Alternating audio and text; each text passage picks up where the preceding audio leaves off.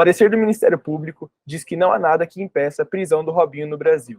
Para quem não está por dentro das últimas notícias e atualizações sobre o caso, Robinho foi condenado pela Justiça da Itália a 9 anos de prisão pelo crime de estupro contra uma mulher no ano de 2013. Apesar da condenação, Robinho não pode ser extraditado do Brasil, devido à Constituição Federal de 1988, que proíbe brasileiros nascidos em território nacional serem extraditados. Para bater um papo conosco, professora Estela Bonjardim, que leciona Direito Penal aqui na USCS.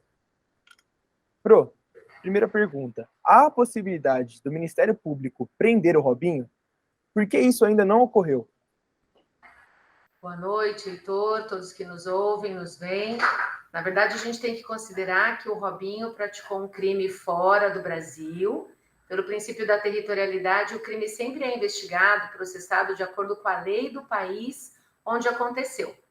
Então, o Robinho cometeu um crime em território estrangeiro, lá já foi julgado e condenado, e essa sentença que foi imposta a ele não comporta mais recurso, o que a gente chama de sentença transitada em julgado. Então, ele tem que se apresentar para cumprir pena. Ocorre que ele não está no país que o condenou, ele veio para o seu país natal, né? Veio para o Brasil. Então, ele pode ingressar no território italiano voluntariamente para cumprir pena, ou ele poderia ser extraditado do Brasil para a Itália para cumprir pena lá. Acontece que o Brasil não extradita os seus naturais, então o Brasil não permitiria que ele fosse extraditado.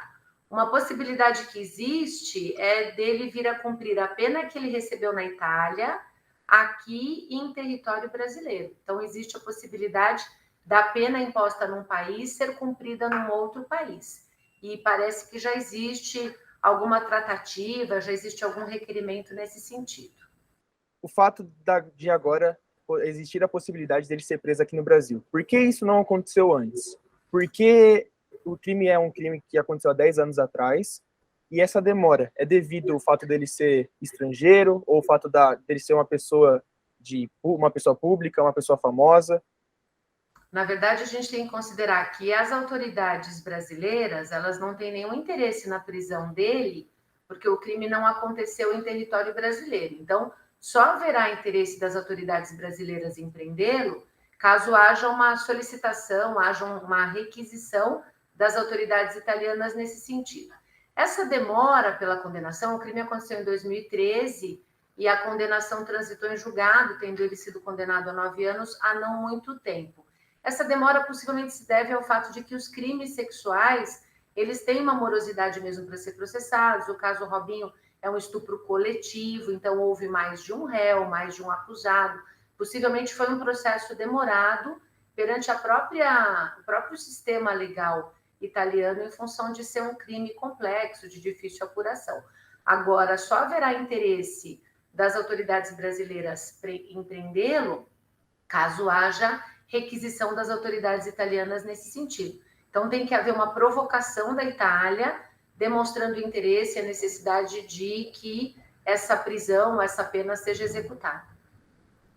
Certo. E, de acordo com tudo isso, Pro, o que você acha que pode acontecer com o Robinho?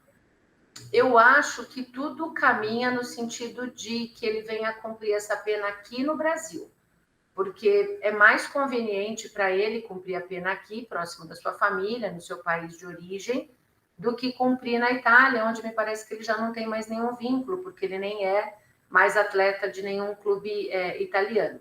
Então, ele pode cumprir a pena lá, mas se as autoridades brasileiras e italianas chegarem num acordo, e isso judicialmente é possível, envolvendo inclusive o bom relacionamento diplomático entre Brasil e Itália, eu acho que tudo caminha no sentido de que ele venha cumprir a pena aqui no Brasil. Pro, além do caso do Robinho, existe outro caso parecido que é o do Daniel Alves, também um jogador que ele está preso e ele foi acusado por estupro na Espanha. Porém, a pena ainda não foi aplicada. Como funciona esse processo de decisão? Se ele possui também algum tratamento individual e quais são os direitos do jogador?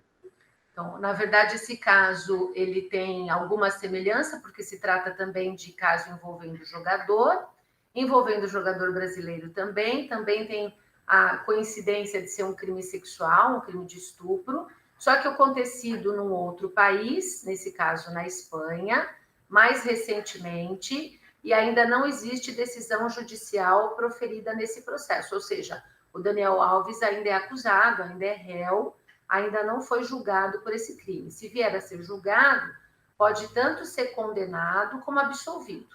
A lei aplicável é a lei espanhola, porque o crime aconteceu em território espanhol. Se fosse acontecido aqui no Brasil, o crime seria um crime de estupro, que nós prevemos no nosso artigo 213 do Código Penal, e a lei aplicável seria brasileira. Como se trata de crime ocorrido em território estrangeiro, independentemente da nacionalidade das pessoas envolvidas, a vítima poderia ser inglesa, o autor poderia ser japonês, no caso envolve pessoas que se encontraram numa boate na Espanha e a vítima acusa o Daniel Alves de ter mantido com ela uma conjunção carnal, né, uma relação sexual não consentida, isso para nós caracterizaria crime de estupro. Mas ele ainda é um réu que aguarda julgamento preso. Decretou-se a prisão dele, prisão que a gente chama de prisão provisória ou preventiva aqui no Brasil, justamente para evitar que o acusado fuja do país, que o acusado de alguma maneira embarace ou frustre a aplicação da lei penal. Então, pode vir ao final do processo a acontecer de termos uma sentença condenatória e uma sentença absolutória. Se ele for absolvido, ele está isento de responsabilidade. Se ele for condenado, ele precisa cumprir a pena de acordo com a lei espanhola. Então, aí é um caso diferente, porque ele já está em território espanhol, está preso, justamente para garantir que, se vier a ser condenado, não vá se evadir, não fuja para um outro território. Então, seguindo essa linha, o Robinho ele é considerado o quê aqui para os italianos? Para os italianos, ele é um indivíduo condenado por estupro, um estupro coletivo praticado em 2013, e os italianos têm interesse que ele cumpra essa pena de 9 anos de prisão que ele recebeu.